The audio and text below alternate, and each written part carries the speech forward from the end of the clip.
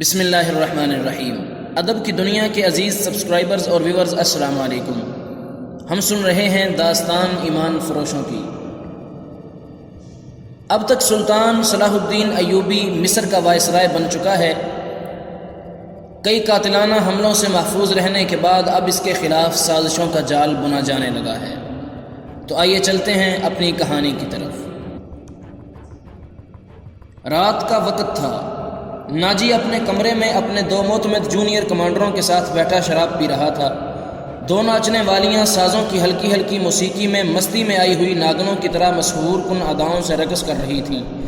ان کے پاؤں میں گھنگرو نہیں تھے، ان کے جسموں پر کپڑے صرف اسی قدر تھے کہ ان کے سطر ڈھکے ہوئے تھے۔ اس رقص میں خمار کا تاثر تھا۔ دربان اندر آیا اور ناجی کے کان میں کچھ کہا۔ ناجی جب شراب اور رقص میں محو ہوتا تھا تو کوئی مخل ہونے کی جرت نہیں کر سکتا تھا۔ صرف دربان کو معلوم تھا کہ وہ کون سا ضروری کام ہے جس کی خاطر ناجی عیش و طرب کی محفل سے اٹھا کرتا ہے، ورنہ وہ اندر آنے کی جرت نہیں کرتا۔ اس کی بات سنتے ہی ناجی باہر نکل گیا اور دربان اسے دوسرے کمرے میں لے گیا۔ وہاں سوڈانی لباس میں ملبوس ایک ادھیڑ عمر آدمی بیٹھا تھا، اس کے ساتھ ایک نوجوان لڑکی تھی۔ ناجی کو دیکھ کر وہ اٹھی۔ ناجی اس کے چہرے اور قد کاٹ کی دلکشی دیکھ کر ٹھٹک گیا۔ وہ عورتوں کا شکاری تھا۔ اسے عورتیں صرف اپنی عیاشی کے لیے درکار نہیں ہوتی تھیں، ان سے وہ اور کام بھی لیا کرتا تھا، جن میں ایک یہ تھا کہ وہ نہایت خوبصورت اور عیار لڑکیوں کے ذریعے بڑے بڑے افسروں کو اپنی مٹھی میں رکھتا تھا، اور ایک کام یہ بھی تھا کہ انہیں امیروں اور وزیروں کو بلیک میل کرنے کے لیے استعمال کرتا تھا اور ان سے جاسوسی بھی کرواتا تھا۔ جس طرح قصاب جانور کو دیکھ کر بتا دیتا ہے کہ اس کا گوشت کتنا ہے، اسی طرح ناجی لڑکی کو دیکھ کر اندازہ کر لیا کرتا تھا کہ یہ کس کام کے لیے موزوں ہیں۔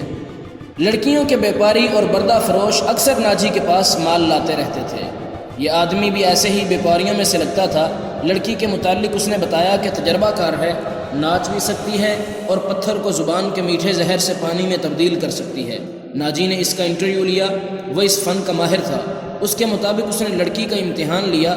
اس نے یہ رائے قائم کی کہ جس کام کے لیے وہ ایک ماہر لڑکی تیار کر رہا تھا، اس کے لیے یہ لڑکی تھوڑی ٹریننگ کے بعد موزوں ہو سکتی ہے۔ سودا طے ہو گیا۔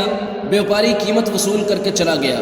ناجی لڑکی کو اس کمرے میں لے گیا جہاں اس کے دو ساتھی رقص اور شراب سے دل بہلا رہے تھے۔ اس نے لڑکی کو ناچنے کے لیے کہا۔ لڑکی نے جب چگا اتار کر جسم کو دو ہی بل دیے تو ناجی اور اس کے ساتھی تڑپ اٹھے۔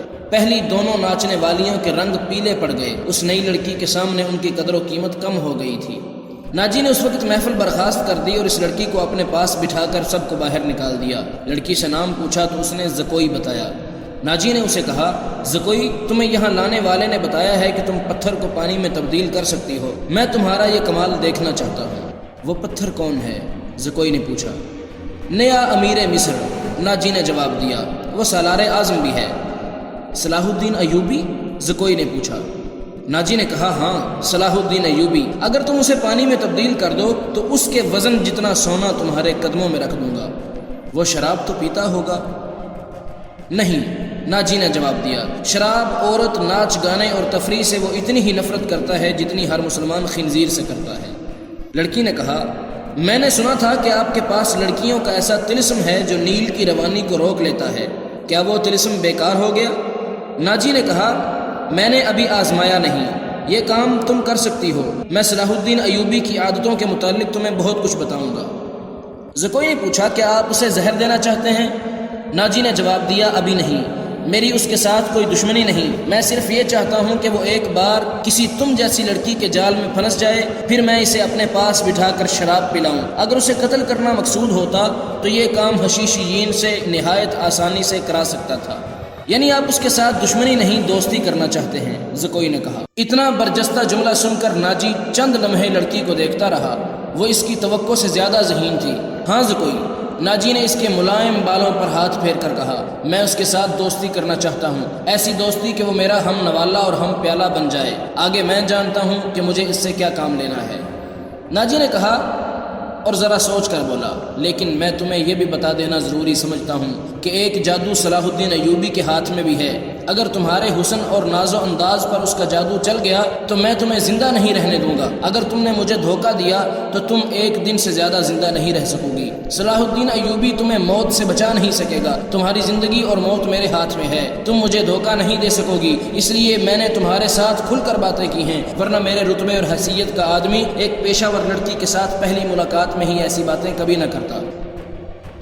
زکوئی نے کہا یہ آپ کو آنے والا وقت بتائے گا کہ کون کس کو دھوکہ دیتا ہے، مجھے یہ بتائیے کہ صلاح الدین ایوبی تک میری رسائی کس طرح ہو سکے گی؟ ناجی نے کہا میں اسے ایک جشن میں بلا رہا ہوں، اسے رات اپنے پاس رکھوں گا اور تمہیں اس کی خوابگاہ میں داخل کر دوں گا، میں نے تمہیں اسی مقصد کے لیے بلایا ہے، آگے میں سنبھال لوں گی، زکوئی نے کہا۔ وہ رات گزر گئی، پھر اور کئی راتیں گزر گئیں۔ صلاح الدین ایوبی انتظامی کاموں اور نئی فوج تیار کرنے میں مصروف رہا، ناجی کی دعوت قبول کرنے کا وقت نہ نکال سکا۔ علی بن سفیان نے اسے ناجی کے متعلق جو رپورٹ دی اس سے وہ پریشان ہو گیا، اس نے کہا تو اس کا مطلب ہے کہ یہ شخص صلیبیوں سے زیادہ خطرناک ہے۔ علی بن سفیان نے کہا یہ ایک سانپ ہے جسے مصر کی امارت آستین میں پال رہی ہے۔ جب علی بن سفیان نے ناجی کی تخریب کاری کی تفصیل سنائی کہ اس نے کس طرح کس بڑے آدمی کو اپنے ہاتھ میں لیا اور انتظامیہ میں منمانی کرتا رہا، جس سوڈانی فوج کا وہ سالار ہے وہ ہماری بجائے اس کی وفادار ہے، کیا آپ اس کا کوئی علاج سوچ سکتے ہیں؟ صلاح الدین ایوبی نے جواب دیا صرف سوچ ہی نہیں سکتا، علاج شروع کر چکا ہوں۔ مصر سے جو فوج بھرتی کی جا رہی ہے اس میں سوڈانی محافظوں کی گڑبڑ کر دوں گا، پھر یہ فوج سوڈانی ہوگی نہ مصری، ناجی کی یہ طاقت بکھر کر ہماری فوج میں جذب ہو جائے گی، ناجی کو میں اس کے صحیح ٹھکانے پر لے آؤں گا۔ علی بن سفیان نے کہا اور میں یہ بھی وثوق سے کہہ سکتا ہوں کہ اس نے صلیبیوں کے ساتھ بھی گٹھ جوڑ کر رکھا ہے، آپ سلطنت اسلامیہ کو ایک مضبوط مرکز پر لا کر اسلام کو وسعت دینا چاہتے ہیں، مگر ناجی آپ کے خواب کو دیوانے کا خواب بنا رہا ہے۔ سلطان صلاح الدین ایوبی نے پوچھا کہ تم اس سلسلے میں کیا کر رہے ہو؟